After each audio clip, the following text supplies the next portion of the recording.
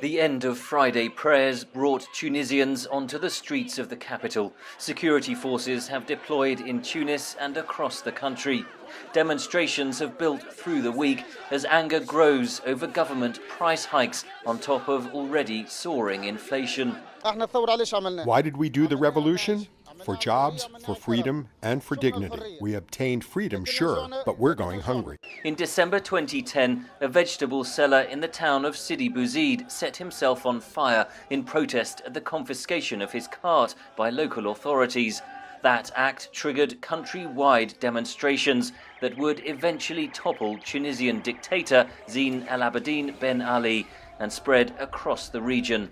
8 years later, one main protest group using the social media hashtag Fesh Nastanu, or What Are We Waiting For, wants a return to the spirit of the 2011 revolt. We believe a dialogue is still possible and reforms are still possible. The yellow card is to say, attention. Today we have the same demands that we have been having for years. It's time to tackle the real problems, the economic crisis, the high cost of living.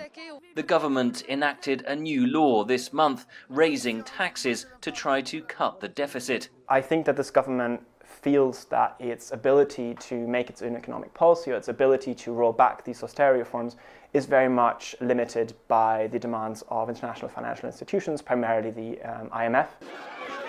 The government has condemned the violence, but pledged to listen to the protesters. No matter what the government undertakes, its top priority, even during tough decisions, is improving the economic and social conditions of the people. Could the region witness a repeat of 2011, with the protests gaining momentum? We're looking at a different region now. But at the same time, there are similarities. The issue of austerity, of socioeconomic marginalization, of corruption and predation by elites.